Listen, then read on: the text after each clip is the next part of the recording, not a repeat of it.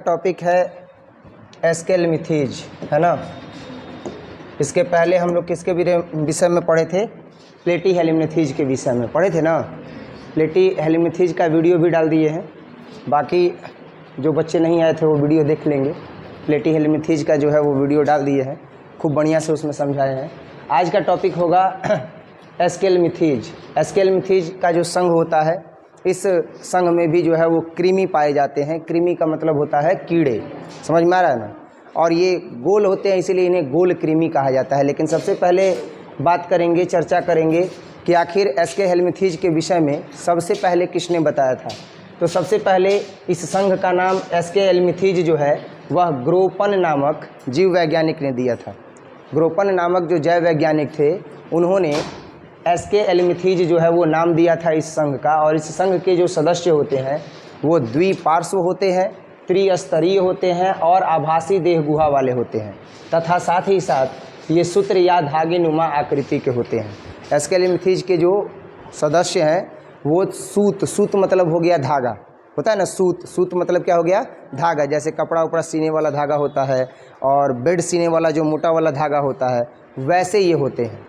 तो ये जो होते हैं वह सूत या धागे नुमा आकृति के होते हैं और इनका जो देह गुहा होता है वो आभासी होता है। और ये द्विपार्श्व होते हैं और त्रिस्तरीय होते हैं। बार बार बताते हैं, त्रिस्तरीय होने का मतलब कि इसमें एक्टोडर्म, एंडोडर्म और मेसोडर्म तीनों ही पाया जाएगा, क्योंकि ये त्रिस्तरीय है। और एस्केलमिथीज का जो नामकरण है वो सबसे पहले किस जैव वैज्ञानिक ने किया था?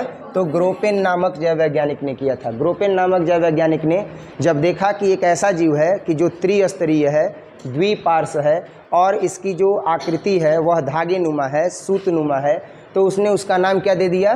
तो एस्केलमिथीज नाम दे दिया। साथ ही साथ धागे नुमा होने के कारण इन्हें सूत्र कृमि कहा जाता है या गोल कृमि कहा जाता है। क्या कहा जाता है? सूत्र कृमि या गोल कृमि कहा जाता है, क्योंकि ये सूत जैसे होते हैं, धागे जैसे होते हैं, इसीलिए इन्हें जो है वह सूत्र कृमि या क्या कहते हैं? गोल कृमि कहते हैं। अधिकांशतः इसके जो सदस्य होते हैं वह एक लिंगी होते हैं और क्या पाया जाता है? तो इनमें जो है वह द्विलिंगी की, इनमें लैंगिक समरूपता पाई जाती है। लैंगिक समरूपता, लैंगिक द्विरूपता। लैंगिक द्विरूपता का मतलब हो गया कि इनमें जो सेक्सुअलिटी होती है वो द्विरूप में होती है। तो द्विरूप में होती है, यानी कि कह सकते हैं कि एक मेल होता है तो दूसरा क्या होता है? फीमेल होता है। क्लियर है? द्विरूपता का मतलब, लैंगिक द्विरूपता का मतलब क्या हो गया? लैंगिक द्विरूपता का मतलब हो गया कि इसमें एक मेल होता है तो दूसरा क्या होता है? फीमेल होता है। और इसके अधिकांश सदस्य जो होते हैं वह एक लिंगी ही होते हैं। इसके अधिकांश सदस्य क्या होते हैं? एक लिंगी होते हैं। अब ध्यान से सुनो, संघ एस्केलमिथीज के विषय में जो मेन पॉइंट है वो अभी तो एक कहानी नुमा पढ़ लिए। जैसे याद करना है तो कैसे याद करेंगे कि संघ एस्केलमिथीज का या संघ एस्केलमिथीज का जो नामकरण है वो किसने किया था? ग्रोपेन ने किया था। ये द्विपार्श्व होते हैं, त्रिस्तरीय होते हैं और आभासी देह गुहा वाले होते हैं। साथ ही साथ ये सूत्र या धागे नुमा आकृति के होते हैं और धागे नुमा होने के कारण ही इन्हें सूत्र कृमि या क्या कहा जाता है? गोल कृमि कहा जाता है। धागे नुमा होने के कारण ही इन्हें सूत्र कृमि या गोल कृमि कहा जाता है। और इसके अधिकांश सदस्य जो होते हैं वह क्या होते हैं? एक लिंगी होते हैं और इनमें जो है वह लैंगिक द्विरूपता पाई जाती है। इन्हें गुहा कृमि के नाम से भी जाना जाता है। और अब देखेंगे एस्केलमिथीज के मुख्य लक्षण, मेन कैरेक्टरिस्ट ऑफ एस्केलमिथीज। तो इसका जो मेन कैरेक्टरिस्ट है, इसका जो मेन गुण है वो भी पॉइंट टू पॉइंट ही व्याख्या करेंगे कि इन्हें साधारणतः क्या कहा जाता है? गोल कृमि कहा जाता है। गोल कृमि क्यों कहा जाता है? क्योंकि ये सूत्र या सूतनुमा आकृति के होते हैं। साथ ही साथ इनके अधिकांश सदस्य जो होते हैं वह जलीय होते हैं और कुछ जो होते हैं वो स्थलीय होते हैं और कुछ जो इसके सदस्य होते हैं वो क्या होते हैं?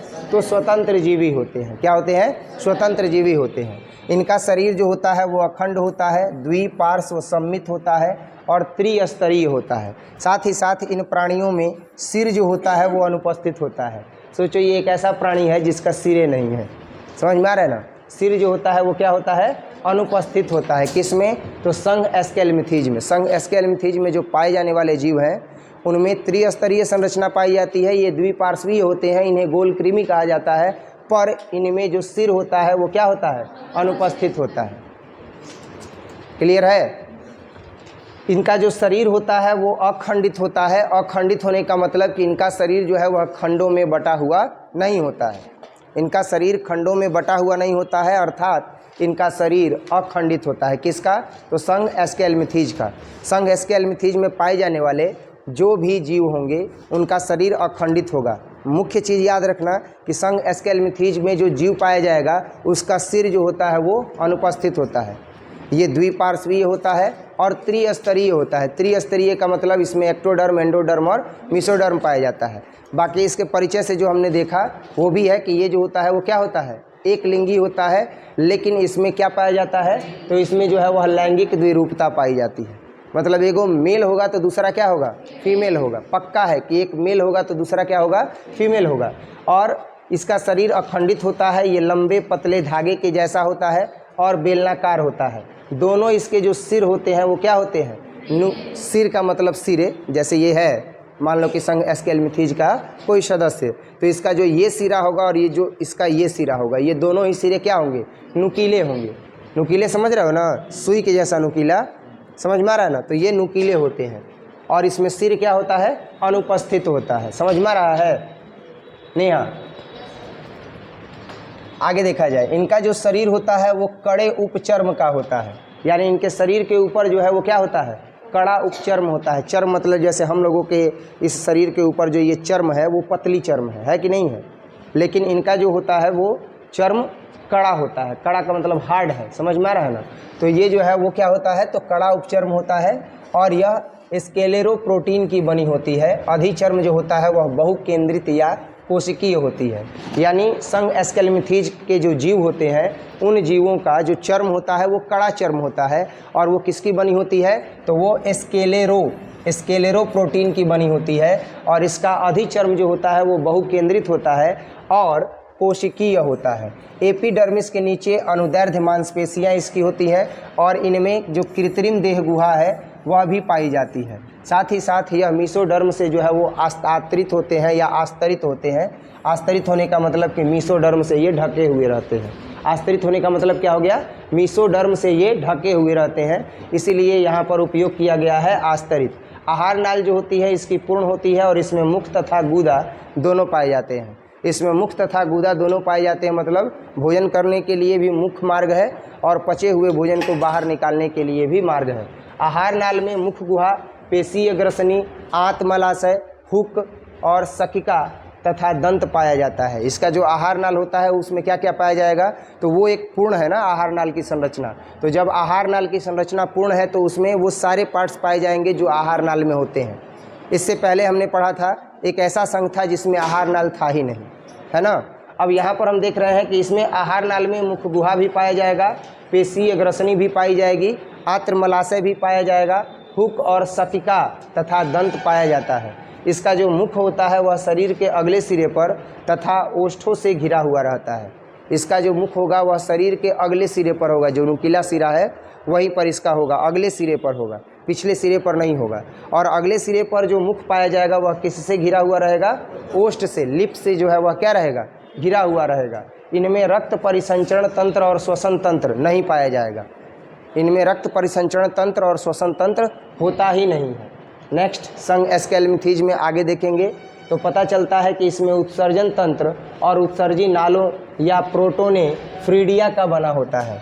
इसमें अगर हम देखें कि इसका उत्सर्जित तंत्र या उत्सर्जन नली या उत्सर्जनी नालों का मतलब क्या हो गया, कैनल्स। तो कैनल्स मतलब हो गया कि उत्सर्जनी नली, समझ में आ रहा है ना। तो इसका उत्सर्जन तंत्र या हम कह सकते हैं कि उत्सर्जी नालों जो है वो किसका बना होता है, तो प्रोटोनेफ्रीडिया का बना होता है। और उत्सर्जन नाल शरीर से अपशिष्ट पदार्थों को उत्सर्जन रंध्र के द्वारा क्या कर देती है, बाहर निकाल देती है। मतलब ये जो भी भोजन किया रहता है उसे उत्सर्जन नालों से ये क्या कर देता है, बाहर निकाल देता है, शरीर के बाहर निकाल देता है। तंत्रिका तंत्र में एक वलय इसके पाया जाता है और तंत्रिका तंत्र वलय से अग्र एवं पश्च में जो है वो तंत्रिकाएं पाई जाती हैं। यानी इसका जो तंत्रिका तंत्र होता है उसमें कितना वलय मिलेगा, एक वलय मिलेगा और उसमें अग्र एवं पश्च में जो है वो तंत्रिकाएं पाई जाएंगी। इस संघ के प्राणी एक लिंगी होते हैं। एक लिंगी होने का मतलब कि यूनिसेक्सुअल होंगे, एक लिंगी होंगे, या तो मेल होंगे या तो फीमेल होंगे। अगर मेल है तो केवल मेले होगा, एक लिंगी होगा। अगर कोई ये संघ है तो इस संघ में जो जीव होंगे वो एक लिंगी होंगे। नेक्स्ट, नर तथा मादा प्राणी अलग अलग होते हैं। आ गया ना ये बात, नर तथा मादा प्राणी क्या होते हैं, अलग अलग होते हैं। अगर एक लिंगी है तो एक ही लिंगी होगा, मतलब कि अगर मेल है तो मेले होगा, और अगर फीमेल है तो केवल क्या होगा, फीमेले होगा। इसका मतलब ये हो गया कि नर अलग होगा और मादा क्या होगी, अलग होगी। तो नर तथा मादा प्राणी अलग अलग होते हैं। इसमें लैंगिक द्विरूपता पाया जाता है, यानी इसमें जो है वह सेक्सुअल डायमोरोफिज्म पाया जाता है। नर छोटा तथा मादा क्या होती है, बड़ी होती है। संघ एस्केलेमिथीज में एक चीज़ सबसे ज़्यादा विशेष है कि सिर जो होता है वो अनुपस्थित होता है, ये द्विपार्श्व होता है, त्रिस्तरीय होता है, और इसमें जो नर है वह छोटा होता है और मादा क्या होती है, बड़ी होती है। आकार में नर छोटा होता है और मादा क्या होती है, बड़ी होती है। साथ ही साथ इसमें प्रत्यक्ष या अप्रत्यक्ष प्रकार का जीवन चक्र होता है, और इसका जीवन चक्र जटिल होता है। जटिल का मतलब बड़ी कठिनाइयों से इसका जीवन चक्र पूरा होता है। मान लेते हैं कि संघ एस्केलेमिथीज का जो जीवन चक्र है वह 5 साल का है, एक एग्जाम्पल दे रहे हैं, और इस 5 साल का जीवन चक्र आराम से नहीं बीतता है, बहुत ही जटिलता से बीतता है। सोचो कि इसका सिर ही अनुपस्थित है, इसके अग्र सिरे पर मुख पाया जाता है जो ओष्ठ से क्या रहता है, ढका हुआ रहता है, घिरा हुआ रहता है।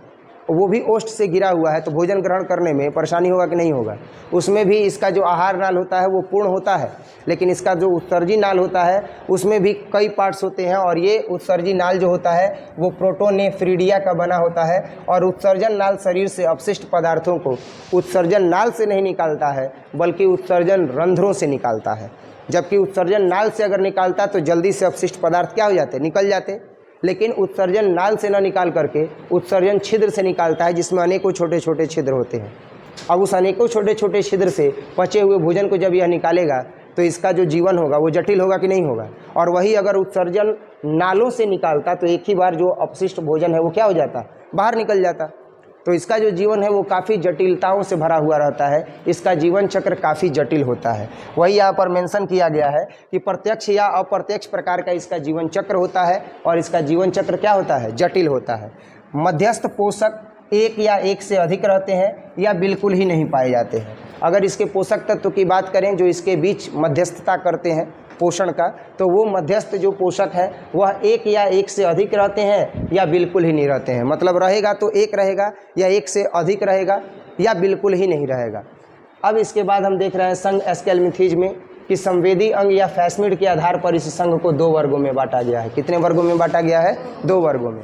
किसके आधार पर, तो संवेदी अंग या फैस्मिड के आधार पर। संवेदी अंग या फैस्मिड के आधार पर संघ एस्केलेमिथीज को कितने वर्गों में बांटा गया, 2 वर्गों में। सबसे पहला है वर्ग फैस्मिडिया और दूसरा है वर्ग एफेस्मिडिया। तो पहला है वर्ग फैस्मिडिया, तो इस वर्ग के जंतुओं में फैस्मिड या संवेदी अंग पाए जाते हैं। फैस्मिड का मतलब क्या हो गया, संवेदी अंग। बांट रहे हैं संवेदी अंग के आधार पर, संवेदी अंग को ही जो है वो फैस्मिड बोला गया। तो एक ऐसा जीव होगा जिसमें फैस्मिड होगा, अर्थात संवेदी अंग होगा, और एक ऐसा जीव होगा जिसमें संवेदी अंग नहीं होगा, जिसमें फैस्मिड नहीं होगा।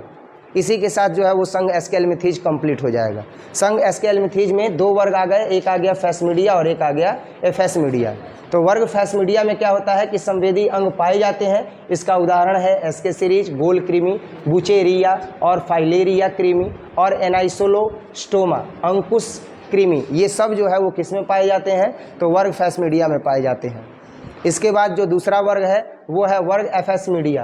तो वर्ग एफेस्मिडिया में क्या होता है कि संवेदी अंग नहीं पाए जाते हैं, एस्मिड जो है वो नहीं पाया जाता है। तो जब एस्मिड नहीं पाया जाएगा तो वो कहा जाएगा वर्ग एफेस्मिडिया। तो इस वर्ग के सदस्यों में फैस्मिड नहीं पाए जाते हैं। फैस्मिड नहीं पाए जाते हैं मतलब क्या नहीं पाए जाते हैं, संवेदी अंग नहीं पाए जाते हैं। क्या नहीं पाए जाते हैं, संवेदी अंग नहीं पाए जाते हैं। तो जब संवेदी अंग नहीं पाए जाएंगे तो ऐसी स्थिति में इसे क्या कहा जाएगा, इसे कहा जाएगा वर्ग एफेस्मिडिया। कोई दिक्कत, इसका एग्जाम्पल क्या होगा, तो इसका एग्जाम्पल होगा एनोप्लस और ट्राइबोलस, है ना, या ट्राइलोबस। तो ये जो है वो वर्ग एफेस्मिडिया में आता है जिसमें संवेदी अंग नहीं होता है, और एक है जिसमें संवेदी अंग होता है, तो उसे कहा जाता है वर्ग फैस्मिडिया। वर्ग फैस्मिडिया में बुचेरेरिया आएगा, फाइलेरिया कृमि आएगा, और एस्केरिस आएगा, और अंकुश कृमि आएगा। इतने आएंगे। इसके बाद जो है इसमें हम देख रहे हैं कि जो मेल है वह फीमेल से बड़ा है कि छोटा है, छोटा है, और फीमेल क्या है, बड़ा है। ये धागे नुमा है कि नहीं है। गोल कृमि इसको क्यों बोला जाता है, देख रहे हो ना, गोल गोल क्या हो गया है, घूम गया है। तो यही जो है वो संघ एस्केलेमिथीज का क्या है, एक स्वरूप है, जिसमें हम देख रहे हैं कि इसके दोनों सिरे क्या है, नुकीले हैं, है कि नहीं है नुकीला, बोलो नुकीला है ना। तो इसी के बारे में पढ़ रहे हैं। सोचो बायो में हम लोग किसके बारे में पढ़ रहे हैं, कृमि के बारे में पढ़ रहे हैं, कीड़े के बारे में पढ़ रहे हैं। इतना सारा चीज़ यादो करना है, नहीं याद करोगे तो फिर दिक्कत है। इसी नुकीले सिरे के पास, इसके अग्र नुकीले सिरे के पास मुख होता है, और वो किससे घिरा रहता है, ओष्ठ से। और सबसे बड़ा चीज़ कि इसमें जो उत्सर्जन नाल होता है, उस उत्सर्जन नाल से जो भोजन ये किया रहेगा, अब पचा रहेगा, वो नहीं अब बाहर निकलेगा। उत्सर्जन नाल से न निकल करके उत्सर्जन नाल में छोटे छोटे छिद्र हैं, उन छोटे छोटे छिद्रों से सारा पचा हुआ भोजन बाहर निकलेगा। इसीलिए इसका जीवन चक्र क्या होता है, जटिल होता है। यही द्विस्तरीय होता है, ये त्रिस्तरीय होता है और द्विपार्श्वीय होता है। क्या होता है, त्रिस्तरीय और द्विपार्श्वीय होता है। क्लियर है। तो इस तरीके से हम लोगों ने संघ एस्केलेमिथीज के विषय में पढ़ा। अगला जो है वो हम देखेंगे, तो अगला है संघ एनेलिडा। अगला क्या है, संघ एनेलिडा, ये देखेंगे अगले क्लास में। आज के क्लास में केवल इतना ही, ठीक है। ठीक, अगला सब्जेक्ट मैथ देखेंगे।